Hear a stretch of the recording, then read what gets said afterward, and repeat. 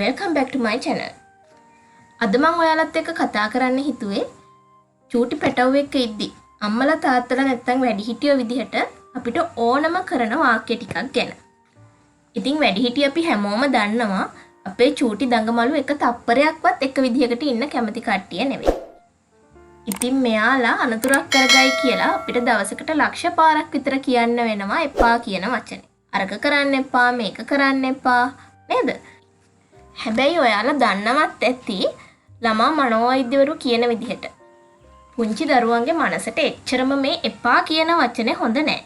ඒ වුණාට ප්‍රායෝගිකව මෙයාලා මේ කරන වැඩත් එක්ක අපිට එපා කියන එක නොකිය ඉන්නත් බෑ. ඉතින් අපි අද බලමු දරුවට අපි කොහොමද මේ කරන්න එපා දේවල් ගැන කියන්නේ කියලා.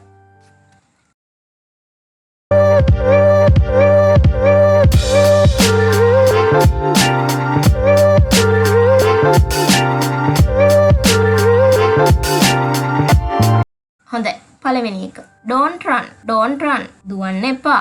run කියන්නේ දුවනවට. ඒක අපි හැමෝම දන්නවනේ. don't run දුවන්න එපා. දරුවන්ට විධානයක් දෙනවට වඩා එයාලා කැමති අපිත් එක්ක දෙයක් එකතු වෙලා කරන්න. ඉතින් දුවනකොට වැටෙයි වගේ හිතෙනවා නම් අපිට කියන්න පුළුවන් shall we go slowly? අපි හිමීට යමුද? දෙයක් එපා කියනව වෙනුවට අපි කරමුද? shall we කියන එක පාවිච්චි කරලා අපිට පුළුවන් දරුවා ලව්ව අපිට ඕන දේ කරව ගන්න.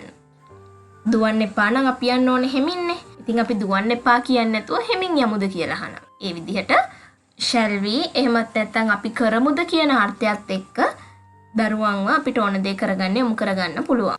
ඒ වගේම තව එකක් don't drop foods. කෑම හලන්න එපා. අපිට මේකම කියන්න පුළුවන් shall we eat without drop foods? අපි කෑම හලන්නේ නැතුව කමුද? එපා නොකිය එපා කියන්න පුළුවන් මේ විදිහට. ඊළඟට don't climb up. උඩ නගින්න එපා. දරුවන්ගේ කාලයක් තියෙනවා පුළුවන් තරම් උඩම තමා ඉන්න බලන්නේ.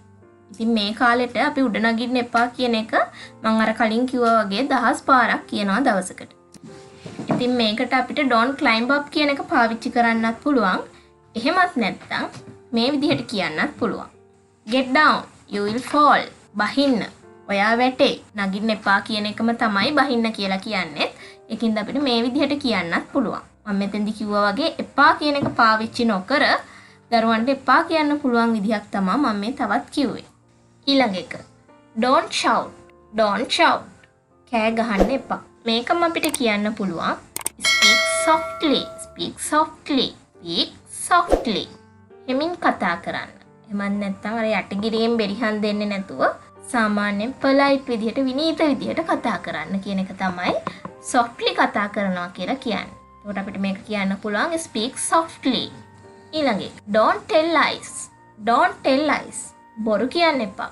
එතකොට කවුරු හරි තේරෙන කෙනෙක් වැරද්දක් කරලා බොරුවට එකෙන් බේරෙන්න බොරු කියනවා නම් අපිට don't tell lies කියලාම කියන්න පුළුවන් ටිකක් සැර කරලා සැර විදිහට. ඒ වගේම එහෙම අවස්ථාවකදී අපිට පාවිච්චි කරන්න පුළුවන් එපා කියන එක එතෙන්දිත් නොකිය tell me the truth. මට ඇත්ත කියන්න. හැබැයි අපි දන්නවා සමහර චූටි බබාලා බොරු නොවන බොරු කියනවා. ඒ කියන්නේ යාලා කාවවත් රවට්ටන්න හිතාගෙන කියන බොරුවක් නෙවෙයි. හරි අහිංසක බොරු සමහර වෙලාවට කියනවා. හැබැයි ඉතින් වැරද්දමනේ අපි එක හදන්න එපා චූටි කාලෙම. ඒකින්ද අපිට මේ වගේ වෙලාවට කියන්න පුළුවන් don't tell lies කියලා කියන්නේ නැතුව එච්චර සැර විදිහට good kids don't lie මේ විදිහට අපිට ආදරෙන් එයාලගේ වැරද්ද පෙන්නලා දෙන්න පුළුවන්. එකපාරටම සැර කරනවට වඩා ඒක එයාලගේ මොලේට මං හිතනවා ටිකක් වැඩිපුර දැනෙනවා කියලා. අද දවසේ මං කතා කරේ වාක්‍ය 10ක් එහෙමත් නැත්නම් අවස්ථා 5ක් ගැන. පොඩි දරුවෙක් ඉන්නවා නම් අනිවාර්යයෙන්ම මේ වාක්‍ය 5 ඔයාලට කතා කරන්නම වෙනවා ළඟ. ඉතින් මං හැමදාම කියනවා වගේ පුළුවන් තරම් ප්‍රැක්ටිස් කරන්න. දවසකට අඩුම තරමේ වාක්‍යයක් දෙකක්වත් කටට හුරු කරගන්න. ඉතින් එහෙනම් ඊළඟ වීඩියෝ එක අරන් එනකල් එච්චර කල් කියලා දීපු දේවල් ප්‍රැක්ටිස් කරගන්න. ඔයාලා හැමෝටම සුබ දවසක්.